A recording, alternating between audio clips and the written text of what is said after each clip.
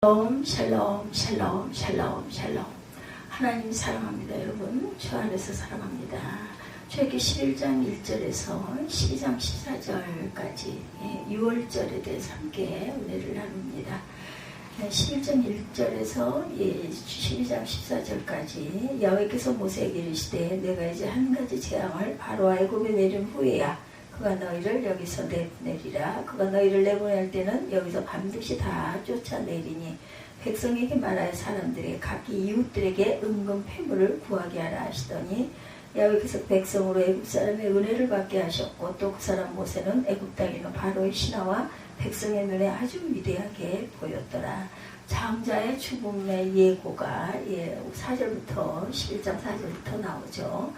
4절까지 11장 4절부터 봅니다. 모세가 바로에게 이르되 야훼께서 이와 같이 말씀하시기를 밤중에 내가 애굽 가운데로 들어가리니 애굽 땅에 있는 모든 처음 난 것은 왕위에 앉아있는 바로의 장자로부터 맷돌 뒤에 있는 몸종의 장자와 모든 가축의 처음 난 것까지 죽으리니 애굽 땅 온 땅에 전무후무한 큰 부르짖음이 있으리라. 그러나 이스라엘 자손에게 사람에게나 짐승에게나 개 한 마리도 그 혀를 움직이지 아니하리니 야훼께서 애굽 사람과 이스라엘 사이를 구별하는 줄 너희가 알리라 하셨나니 왕의 그 모든 신하가 내게 내려와 내게 전하며 이르기를 너와 너를 따르는 온 백성은 나가한 후에야 내가 나가리라 하고 심히 노하여 바로에게서 나오니라. 야훼께서 모세에게 이르시기를 바로가 너희의 말을 듣지 아니하리라. 그러므로 내가 애굽 땅에서 나의 기적을 더하리라 하셨고 모세와 아론이 모든 기적을 바로 앞에 행하였으나 야훼께서 바로의 마음을 완악하게 하셨으므로 그가 이스라엘 자손을 그 나라에서 보내지 아니하였더라. 이렇게 10절까지 끝이 납니다. 그리고 이제 6월절 그 사건, 6월절 제사가 12장에 걸쳐서 나오고 있죠.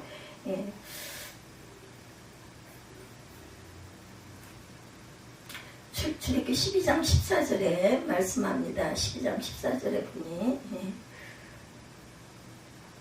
너희는 이날을 기념하여 야훼 절기를 삼아 영원한 규례로 대대로 지킬지니라. 그래서 6월절을 지키게 되죠. 본문 말씀 7절에 11장 7절이죠. 애굽 사람과 이스라엘 사이에 너무도 확실하게 구별이 생깁니다.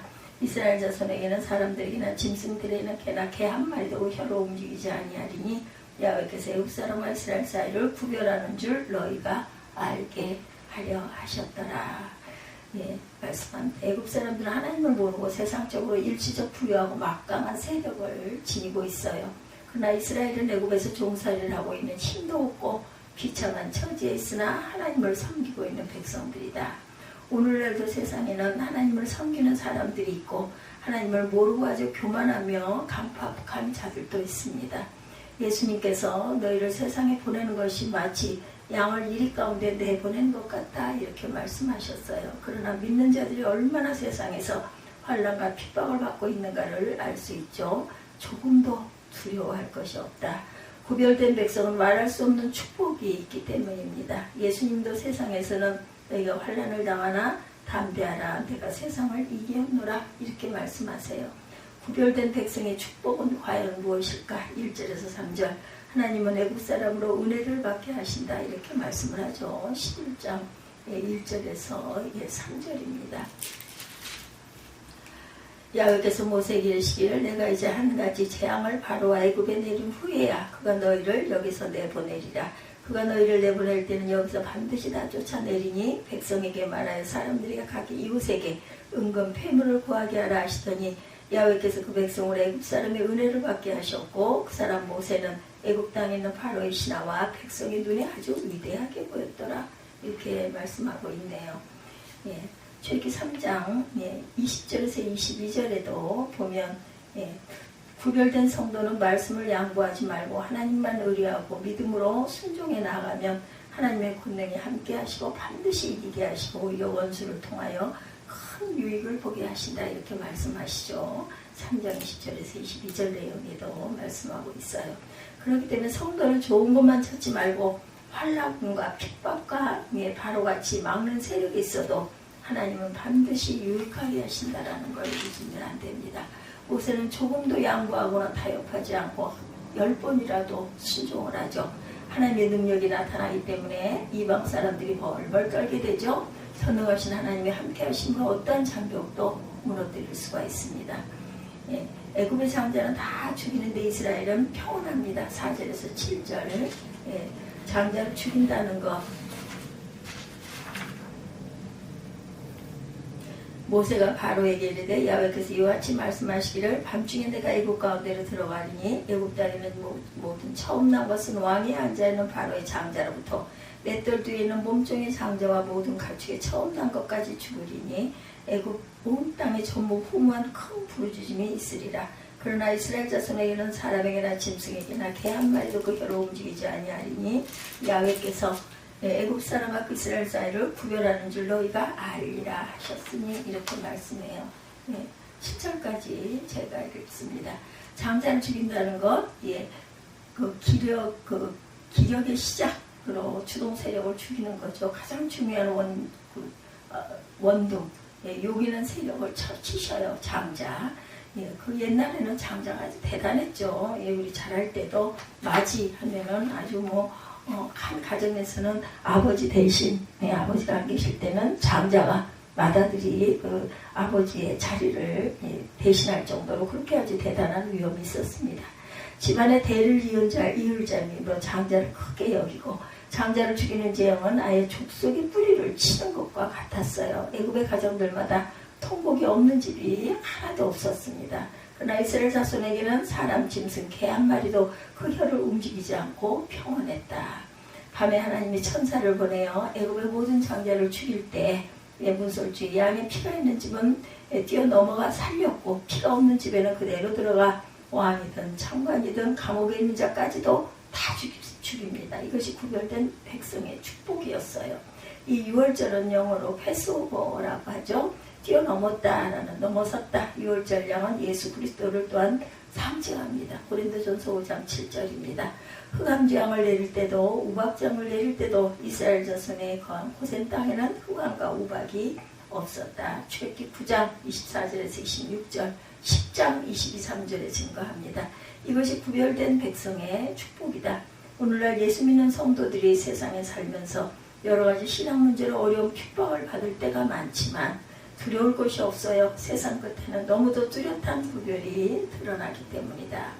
들판의 곡식과 가라지가 함께 자라고 가라지가 더 키가 크고 튼튼하여 주위에 있는 곡식들에게 많은 고통을 주고 넘실대지만 추수 때 가면 가라지를 몽땅 모아 불사르고 알곡들은 주인의 창고에 들이게 되어요. 주의 재림 때도 세상을 심판하고 구별된 성도는 구원하신다. 구별된 성도는 당당하게 세상을 살게 됩니다. 모세는 당당히 바로에게 선포해요. 모세는 바로가 하나님의 말씀대로 다 망한 뒤에 하나님께 굴복할 것을 확신합니다. 왕의 모든 신하가 내려와 굽실거리고 절하며 나가라 할 것을 확신했어요. 말씀대로 나가는 자에게 모세를 바로에게 신과 같이 해주셨습니다. 그러므로 구별된 성도는 세상에서 당당한 믿음을 가지고 살아야 하나님께 영광이 돌려진다라는 것. 우리도 모세처럼 하나님의 지팡이만 잡고 말씀대로 강팍한 바로 같은 자 앞에서도 당당히 말씀을 전하고 구별된 백성으로 떳떳하게 살아가시기를 주님의 이름으로 축복합니다. 마지막 재앙의 조건입니다. 9절에서 10절이죠. 장자의 재앙으로 이스라엘 백성은 해방과 축복의 길이 열리지만 애굽은 파멸의 길이 열립니다.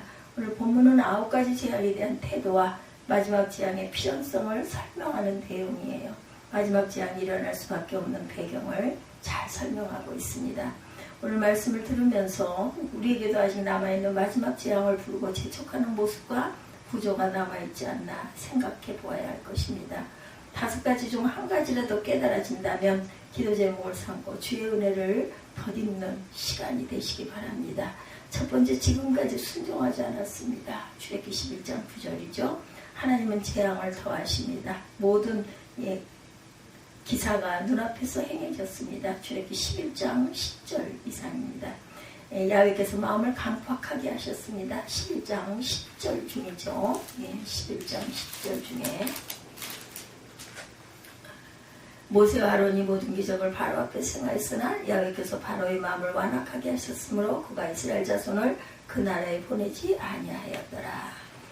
예, 야훼께서 마음을 강팍하게 끝까지 순종치 않아요. 그죠? 오늘은 마지막 재앙을 재촉하는 조건들을 나누고 있습니다.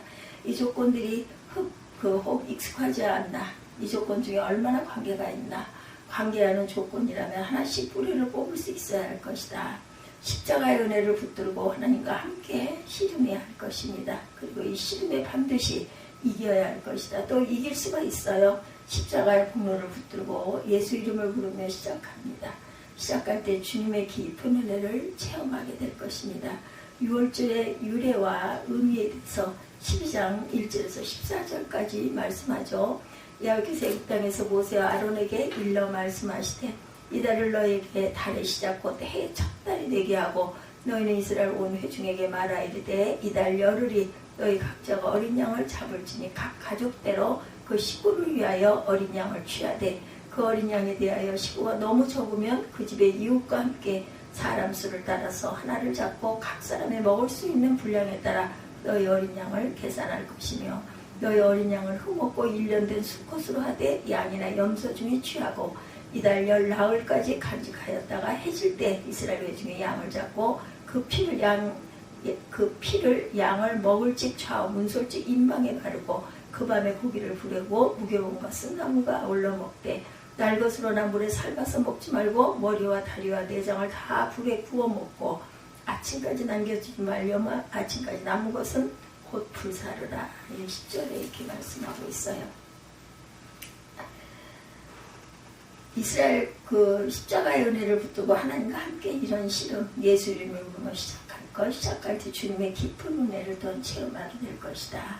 그래서 12장 1절에서 14절 6월절의 유래와 의미에 대해서 함께 은혜를 나누도록 합니다. 14절까지 제가 7절까지 그 피를 양을 먹을 집 좌문 인방에 바르고 그 고기를 불에 구워 무벼온 것은 나물과 아울러 먹되 날 것으로나 물에 삶아 먹지 말고 머리와 다리와 내장을 다 불에 구워 먹고 아침까지 낚임겨두지 말며 아침까지 남은 것은 곧 불사르라. 11절입니다. 너희는 이것을 그렇게 먹을지라 허리에 띠를 띠고 발에 신을 신고 손에 지팡이를 잡고 급히 먹으라. 이것이 야훼의 유월절이니라.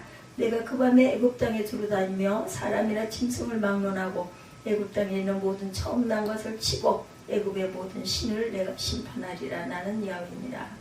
내가 애굽 땅을 칠 때 그 피가 너희가 사는 집에 있어서 너희를 위하여 표적이 될지라. 내가 피를 볼 때에 너희를 넘어가리니 재앙이 너희에게 내려 멸하지 아니하리라. 너희는 이날을 기념하여 야훼 절기를 삼아 영원한 규례로 대대로 지킬지어다. 여기까지 2월절의 유래입니다. 이스라엘과 독일은 10여 년 전에 독일의 작곡가 바그너의 작품 연주를 50년 만에 허용하기로 했고 독일의 대통령이 이스라엘 의회에서 독일어로 연설하도록 허락을 했다고 그래요. 그러니 아마 지금으로부터는 한 20여 년 가깝게 되지 않았을까. 그동안 이스라엘은 소위 홀로코스트라 불리는 나치 유대인 대학살 때문에 특별히 히틀러가 가장 좋아했다는 바그너의 음악을 연주하지 못하게 했고 독일의 대통령 이스라엘 방문을 금지해왔다고 합니다. 그러나 이제 이스라엘과 독일 두 나라는 과거에 어두웠던 역사를 정리하고 새로운 동반자 관계를 발전시켜 가게 되는 것이다.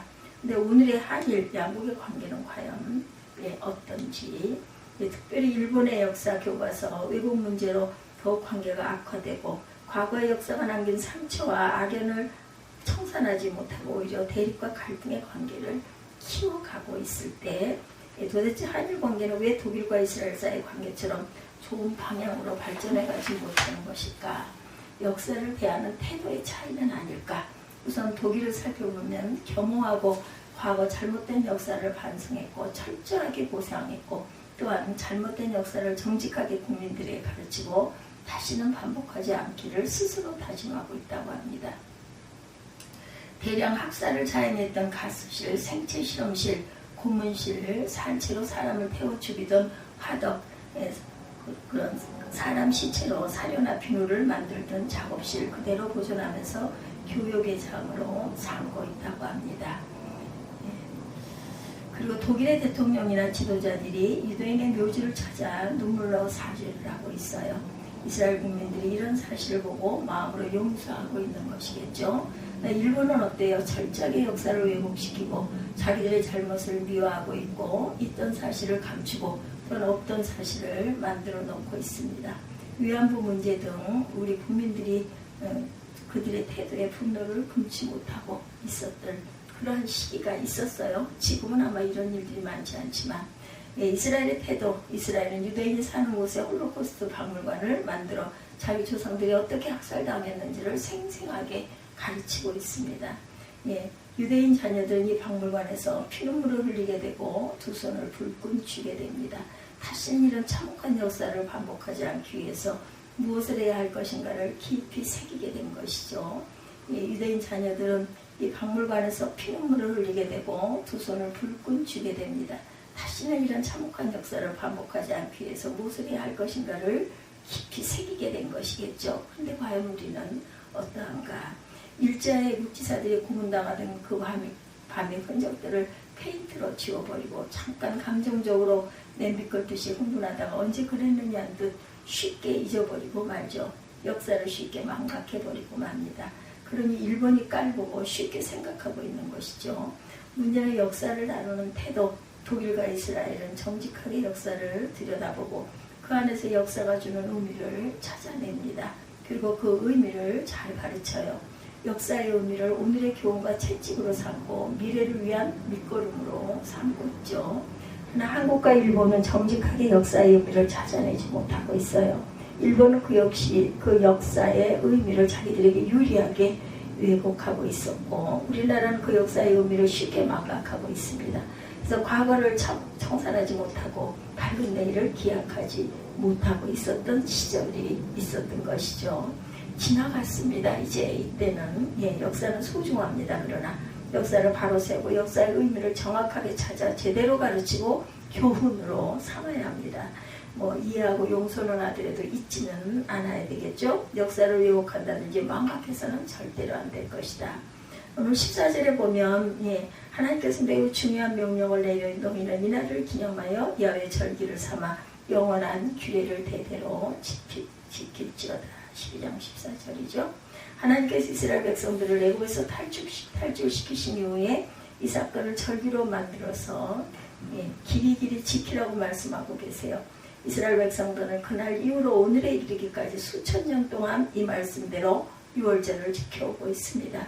왜 하나님께서 이스라엘 백성들에게 유월절을 지키라고 명령하셨을까? 한마디로 역사를 왜곡하거나 역사를 망각하지 말라고 주신 명령이겠죠.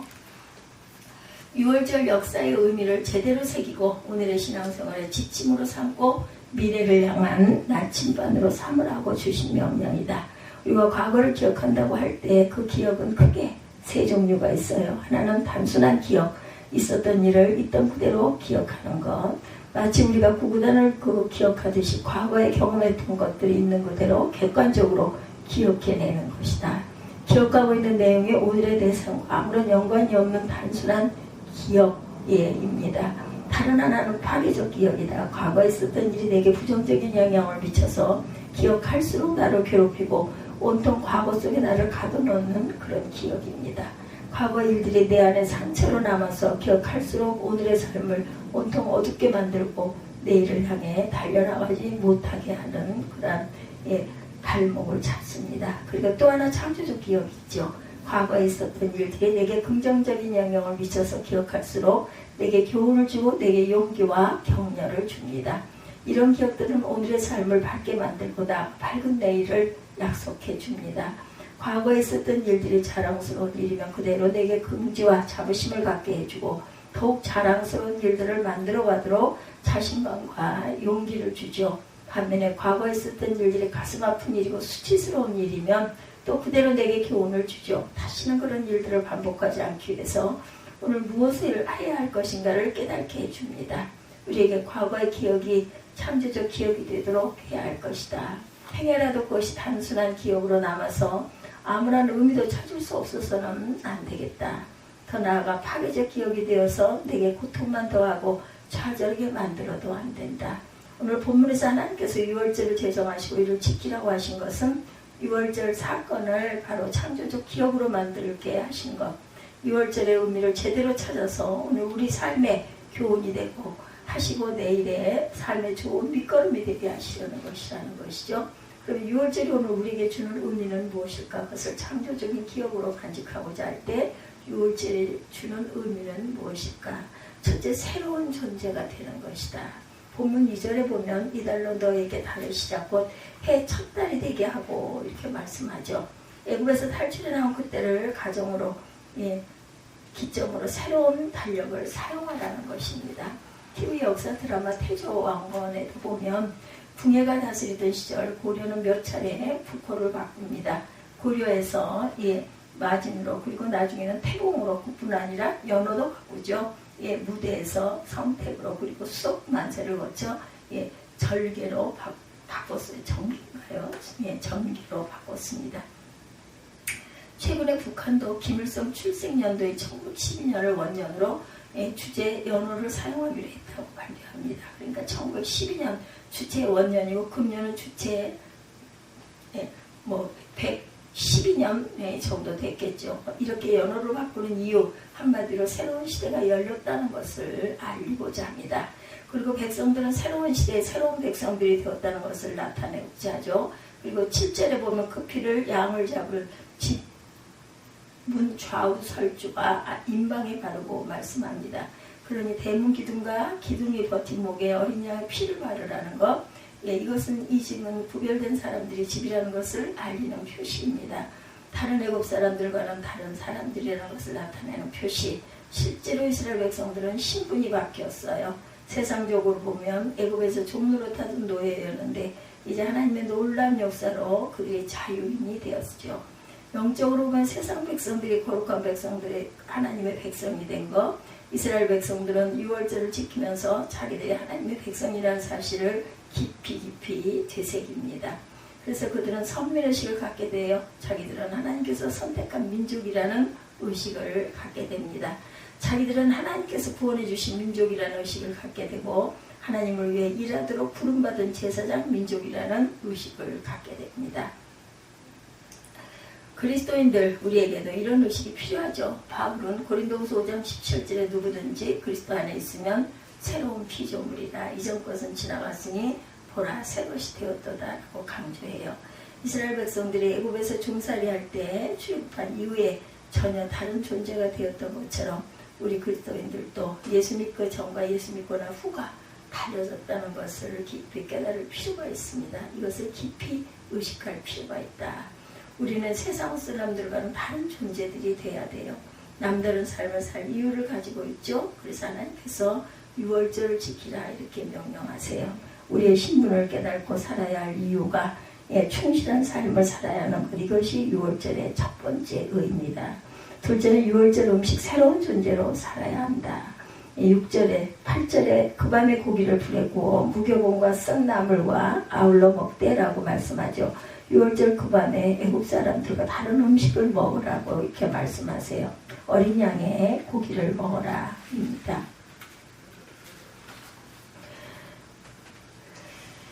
스펄전은 이 고기가 우리 그리스도인들에게는 영적으로 예수 그리스도를 상징한다고 봐요. 그 의견에 저도 동의합니다. 우리 주님께서 6월절 예식을 준비하시면서 떡을 떼어 나눠주시죠. 그리고 말씀하시죠. 너희를 위해 찢긴 내 몸이다. 받아 먹으라. 6월절을 지키던 이스라엘 백성들은 자기들을 대신해서 죽었던 어린 양의 고기를 먹어요. 이제 우리 그리스도인들은 우리를 대신하여 죽으신 주님의 몸을 떡을 통해서 먹는 것입니다. 또한 무교병이죠. 무교병은 누룩을 넣지 않은 빵을 의미합니다. 다시 말하면 발효되지 않은 밀가루 반죽을 구운 빵이라는 거죠.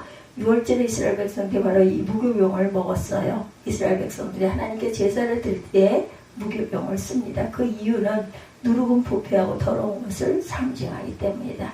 고린도전서 5장 7절에 너희는 누룩 없는 자인데 새 덩어리가 되기 위하여 묵은 누룩을 내어 버리라. 우리의 6월절 양 곧 그리스도께서 희생이 되셨느니라.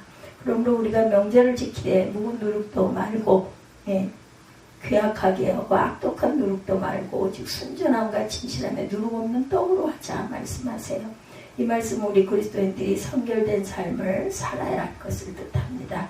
죄 죄와 연합하지 않은 순결한 삶을 살아야 할 것을 뜻하죠.